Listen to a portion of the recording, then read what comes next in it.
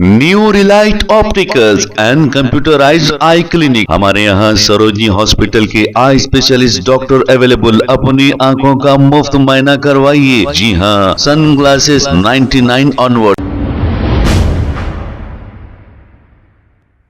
अस्सलाम वालेकुम नाजरीन, 7H न्यूज सच को रखे आपके आगे। ख्वाजा बिलाल ने यह कहा कि नारे तकबीर अल्लाह अकबर ये नारा एक सियासी प्लेटफॉर्म से ही क्यों किया जाता है। आइए सुनते हैं तफसीलात। भाई, नारे तकबीर अल्लाह अकबर एक सियासी प्लेटफॉर्म से लगाने का मतलब क्या है? आप किसको किसको जमा कर रहे हैं? नारे तकबीर क्या जिहाद पे निकले? नहीं, क्या करना क्या चाह रहे हैं? अल्लामा इकबाल का कभी एक कौल था, अल्लाह से करे दूर वो तालीम भी फितना है, अमलात वो जागीर भी फितना है, नाहक के लिए उठे तो वो शमशीर भी फितना है, शमशीर ही नहीं नारे तकबीर भी फितना है। ये बात को हमको समझने की जरूरत है। ये नाहक के नारे लगाने से कोई मतलब नहीं बनता। ये नाहक के नारे फितने के नारे कहे गए। अल्लामा इकबाल ने कभी इस बात को कहा था कि आपकी आमद और आपके भड़काऊ भाषण के बाद वो लोग मुस्तफाबाद के अंदर भारतीय जनता पार्टी को कामयाब करने में कामयाब रहे। आज जो मुद्दों पे बिहार चल रहा है, वो वोट चोरी का मुद्दा चल रहा है, SIR का मुद्दा चल रहा है, सीमांचल की पसमानदगी का मुद्दा चल रहा है, बिहार के अंदर खराब सड़कों का मुद्दा चल रहा है। इस बात को मैं चैलेंज से कहूंगा कि असदुद्दीन ओवैसी साहब की आमद के बाद ये बिहार का इलेक्शन कम्युनल इलेक्शन किया जाएगा। कि आप लोगों ने कभी असदुद्दीन ओवैसी साहब के साथ 20 साल नहीं गुजारे, मैं असदुद्दीन ओवैसी साहब के साथ 20 साल गुजारा। वो जानते हैं कि कहां पर कौन सी बात डिलीवर करने से किसको फायदा होता है और किसको नुकसान पहुंचाया जाता है।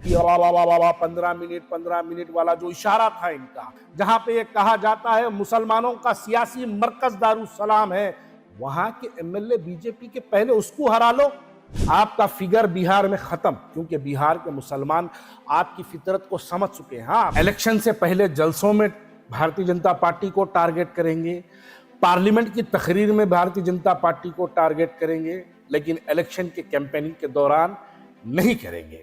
मोहतरम हजरात, आज बिहार के इलेक्शंस बस अक्टूबर के सेकेंड वीक या फिर अक्टूबर की जो है लास्ट वीक में होने के जो है पूरे हत्ता मुमकिन इम्कानात है।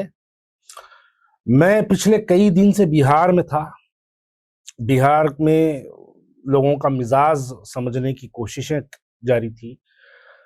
कुछ नाराज लोगों को मुलाकातें कर रहे थे। तो बहरहाल बिहार का सफर बहुत अच्छा रहा। बिहार के अंदर एक बहुत बड़ी तब्दीली की मिजाज बिहार के लोगों में बनी हुई है, और वहाँ के हिंदू हो या मुसलमान हो, तमाम की यही कोशिश है कि इस मर्तबा वो लोग नीतीश कुमार को और भारतीय जनता पार्टी को हराने का मुकम्मल एक इरादा कर बैठे हैं। और उसी इरादे को देखते हुए भारतीय जनता पार्टी अपने अहले खैर हजरात को भारतीय जनता पार्टी बिहार के अंदर काम करने का दावतनामा पेश कर रही है। अब जैसे ही इलेक्शंस करीब आएंगे और भी जैसे दिन दिन गुजरते जाएंगे, वैसे ही असदुद्दीन ओवैसी साहब की बिहार में और शिद्दत नुमा कोशिश जारी होगी। उनकी कोशिश का मतलब कतई ये नहीं रहेगा कि वो खुद कामयाब हो। उनकी कोशिश का मतलब सिर्फ ये रहेगा कि वहां पर रीजनल पार्टीज को डैमेज करें। आप अगर बंगाल के इलेक्शन देखेंगे तो बंगाल में इनकी जुबान पर और इनकी तकरीर में जो टारगेट पर रहती है वो TMC टारगेट पर रहती है।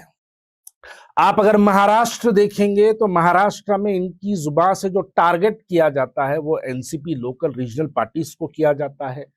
आप अगर उत्तर प्रदेश देखेंगे तो उत्तर प्रदेश में समाजवादी पार्टी इनके टारगेट पे होती है। आप अगर दिल्ली देखेंगे तो दिल्ली के अंदर ये आम आदमी पार्टी को अपने टारगेट पर रखते हैं। और अब जब बिहार का इलेक्शन आया है तो ये RJD को टारगेट करते हैं। वो इसलिए करेंगे क्योंकि भारतीय जनता पार्टी का दावतनामा इनको हासिल है। ये इलेक्शन के दौरान भारतीय जनता पार्टी को टारगेट नहीं करेंगे। ये टीवी डिबेट्स में भारतीय जनता पार्टी को टारगेट करेंगे। इलेक्शन से पहले जलसों में भारतीय जनता पार्टी को टारगेट करेंगे, पार्लियामेंट की तकरीर में भारतीय जनता पार्टी को टारगेट करेंगे, लेकिन इलेक्शन के कैंपेनिंग के दौरान नहीं करेंगे। दिल्ली का इतना बड़ा चुनाव हुआ, दिल्ली के इतने बड़े इलेक्शंस के अंदर इन्होंने आम आदमी पार्टी को टारगेट पर रखा, कांग्रेस को टारगेट पर रखा, भारतीय जनता पार्टी को कभी टारगेट पर नहीं रखा। और इनकी आमद से होता क्या है, दिल्ली के अंदर एक ऐसी कॉन्स्टिट्यूंसी, मुस्तफाबाद के अंदर हिंदुस्तान की आजादी से लेकर आज तक कोई भारतीय जनता पार्टी का एमएलए नहीं बना, लेकिन असदुद्दीन ओवैसी साहब वहां पर जाकर वहां पर तकरीर करते हैं, वहां पर वो घड़ी दिखाते हैं, वो 15 मिनट वाला अभी 15 मिनट बाकी है बोल के जो टाइम के जरिए फिर पुरानी तकरीरों को जो लोगों के दरमियान में याद दिलवाए, ये दिल्ली के मुस्तफाबाद के इलेक्शंस में किया गया था। उसके नतायज में हुआ यह है कि मुस्तफाबाद के अंदर जितने तमाम हिंदू भाई थे, जो सेकुलर जहन रखने वाले भाई थे, जो ये सोच के बैठे थे कि हम भारतीय जनता पार्टी को वोट नहीं देंगे, आपकी आमद और आपके भड़काऊ भाषण के बाद वो लोग मुस्तफाबाद के अंदर भारतीय जनता पार्टी को कामयाब करने में कामयाब रहे। असदुद्दीन ओवैसी साहब वो जानते हैं कि कहां पर कौन सी बात डिलीवर करने से किसको फायदा होता है और किसको नुकसान पहुंचाया जाता है। नादानी में यूं करना ये असदुद्दीन ओवैसी साहब की फितरत नहीं है। शायद मेरी वीडियो देखने वालों में से कोई ये नहीं जानता होगा, महाराष्ट्र के दौरे उनकी गाड़ी में बैठकर मैं साथ में किया जाता था, मैं उनके साथ उत्तर प्रदेश के दौरे करा, मैं उनके साथ महाराष्ट्र के दौरे करा। तो बहरहाल उनकी एक मिजाज जो है, उस मिजाज से मैं वाकिफ हूं कि असदुद्दीन ओवैसी साहब बहुत कैलकुलेटिव मैन है, और उसके बावजूद भी अगर वो मुस्तफाबाद की अगर किसी कॉन्स्टिट्यूंसी में ठहर के 15 मिनट वाली तकरीर को याद दिलाते हैं, तो उनका मकसद सिर्फ यही होता है कि वो भारतीय जनता पार्टी को वहां पर हिंदुओं को, हिंदू भाइयों को प्रवोक करना और उनको यूनाइटेड करने का काम किया जाता है। अब बिहार के इलेक्शन है, पूरे वहां के हिंदू मुसलमान मिलकर नीतीश कुमार को हराने का और तेजस्वी यादव को, इंडिया अलायंस को कामयाब कराने का पूरे हिंदू मुसलमानों का ये एक मंसूबा, एक इरादा है। लेकिन इस इरादे को देखते हुए भारतीय जनता पार्टी अब इस वक्त असदुद्दीन ओवैसी साहब को मैदान में कुदवाएगी, कुदवाकर वो जो है अपने कामयाबी के रास्ते बनाएगी। वहां पर अब जितना चल रहा है कि डेवलपमेंट और अनडेवलप के ऊपर बातचीत चल रही है, लेकिन असदुद्दीन ओवैसी साहब की बिहार में एंट्री के बाद आप लोग इस बात को देख लेना, आज जो मुद्दों पे बिहार चल रहा है, वो वोट चोरी का मुद्दा चल रहा है, एसआईआर का मुद्दा चल रहा है, सीमांचल की पसमानदगी का मुद्दा चल रहा है, बिहार के अंदर खराब सड़कों का मुद्दा चल रहा है। लेकिन असदुद्दीन ओवैसी साहब के बिहार में दाखिले के बाद इस बात को मैं चैलेंज से कहूंगा कि असदुद्दीन ओवैसी साहब की आमद के बाद ये बिहार का इलेक्शन कम्युनल इलेक्शन किया जाएगा। वो तो बड़े एक्सपर्ट हैं इन चीजों के अंदर, ये करना जानते हैं, और भारतीय जनता पार्टी इनको ये बात कहती है। बस एक बात मैं यहां पर याद दिलाता चलूं, आप लोगों ने असदुद्दीन ओवैसी साहब की कई तकरीरें सुनी होंगी। जब अखिलेश यादव की और मुलायम सिंह यादव की सरकार जब वहां उत्तर प्रदेश में हुआ करती थी, तो असदुद्दीन ओवैसी साहब बार बार अपनी तकरीरों में कहते कि मेरे 71 पब्लिक मीटिंग्स और रैलीज उत्तर प्रदेश में कैंसिल किए गए हैं। इनको उत्तर प्रदेश में एंट्री इनकी बैन रखे थे। क्यों? क्योंकि हिंदू मुसलमानों के अंदर फिरका परस्ती फैलाई जाएगी। लेकिन जब से योगी आदित्यनाथ की सरकार आई है, तब से उत्तर प्रदेश के अंदर ना इनके जलसे कैंसिल किए जाते, बल्कि इनको हेलीकॉप्टर का परमिशन दिया जाता है। रोडों पर जब असदुद्दीन ओवैसी साहब चलते हैं तो जेड सिक्योरिटी प्रोवाइड की जाती है, इनको रोडों पे वार्म वेलकम किया जाता है कि आमद पर कभी रोक नहीं लगती। क्यों? क्योंकि उससे योगी आदित्यनाथ और भारतीय जनता पार्टी को फायदा पहुंचता है। महाराष्ट्र की सोलापुर एक ऐसी कॉन्स्टिट्यूंसी है जहां पर हिंदुस्तान की आजादी से लेकर आज तक भारतीय जनता पार्टी का एमएलए कभी कामयाब नहीं हुआ।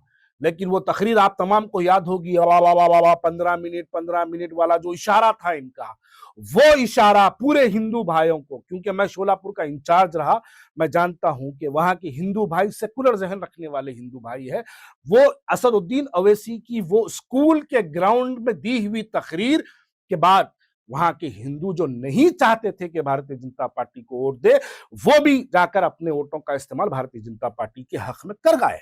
इसी मतलब के अंदर आज फिर ये बिहार आ रहे हैं। उत्तर प्रदेश में आपने क्या किया? उत्तर प्रदेश के ऐसे कई कॉन्स्टिट्यूंसीज है जहां पर आपने मुसलमानों को हराया और भारतीय जनता पार्टी को कामयाब करे। मैं इस वीडियो के जरिए चैलेंज कर रहा हूं, आप बिहार आइए, सीमांचल आप आइए। आपका जो आमोर का एमएलए है, आपका जो बिहार का सदर भी है, वो आमूर हारेगा इंशाअल्लाह ताला। अगर वो कोचा दामन से भी लड़ेगा तो भी हारेगा। आपका कोचा दामन का एमएलए हारेगा, आपका बैसी का एमएलए हारेगा, आपका जोगियाट का एमएलए हारेगा। ये पूरे हारने वाले हैं। आपका एक एमएलए जीत पाएगा जो हाल हाल में आपकी पार्टी ज्वाइन किया है, वो जीत पाएगा। आप इसलिए आप उसको भी जगह बना रहे हैं, उसको भी इलेक्शन कमीशन की ऑफिस में ले गए, ले जाइए, बहुत अच्छी बात है। वो जीत पाएगा लेकिन इंशाल्लाह उसको भी हराएंगे। आपका फिगर बिहार में खत्म, क्योंकि बिहार के मुसलमान आपकी फितरत को समझ चुके हैं। हाँ, आप सीमांचल की पसमानदगी की बात करो, लेकिन अगर आप सीमांचल में फिरका परस्ती की बात करेंगे तो भारतीय जनता पार्टी को कामयाब करने का बड़ा मंसूबा बनाया जाएगा। बिहार में ठहर के कहते हैं कि मैं भारतीय जनता पार्टी को रोकने आया, महाराष्ट्र में ठहर के कहते हैं कि मैं बीजेपी को रोकने के लिए आया, मैं समाजवादी उत्तर प्रदेश में ठहर के कहते हैं कि मैं बीजेपी को रोकने आया। वो हैदराबाद लोकसभा क्षेत्र में आता है, वहां का एमएलए गोशा महल का राजा सिंह है, जहां पे आपका मरकज है, जहां पे दारुसलाम है, जहां पे ये कहा जाता है मुसलमानों का सियासी मरकज दारुसलाम है। वहां के एमएलए बीजेपी के, पहले उसको हरा लो। अरे मेरे भाई, उसको हराना तो दूर की बात है, उसके खिलाफ में कैंडिडेट तक नहीं डालते। क्यों नहीं डालते कैंडिडेट? इसलिए नहीं डालते क्योंकि राजा सिंह एक भड़काऊ भाषण देता, आप उसका जवाब देते, हिंदू मुसलमानों के अंदर एक फिरका परस्ती फैलाई जाती। कभी आप नहीं बोले तो वो बोलता, तो उसका जवाब आप दे देते, कभी आप बोले तो वो जवाब दे देता। बैलेंस मेंटेन रहना। इसलिए आप हैदराबाद की भी तारीख आप अगर उठा के देखेंगे तो हैदराबाद की तारीख में हमेशा आपको एक ऐसा फिरका परस्त चेहरा सियासी इख्तिदार पे मिलेगा। सालारे मिल्लत भी कभी बंडारू दत्तात्रेय को रखते थे, कभी आले नरेंद्र को रखते थे, कभी किशन रेड्डी को रखते थे, अब ये राजा सिंह को रखे। ऐसे बहुत चेहरे हैदराबाद के अंदर गुजरे हैं माजी में भी, जो हमेशा भारतीय जनता पार्टी के काम को जो है अंजाम देते हैं और वो उसकी फायदा यहाँ पे पहुंचाया जाता है। New Relight opticals and computerised I clinic. हमारे यहाँ सरोजनी हॉस्पिटल के आई स्पेशलिस्ट डॉक्टर अवेलेबल। अपनी आंखों का मुफ्त मायना करवाइए। जी हाँ, sun glasses 99 onward, any number glasses from 250 onward, contact lenses any colour ₹99 onward. जो हजरात 60 साल की उम्र से ज्यादा है, हज और उम्रा जाना चाहते हैं, उनके लिए बिल्कुल free number glasses, free home delivery और free eye checkup. New relight optical, Talab Katta, main road, opposite to Baba Bahauddin Dargah. Mobile 9848392127।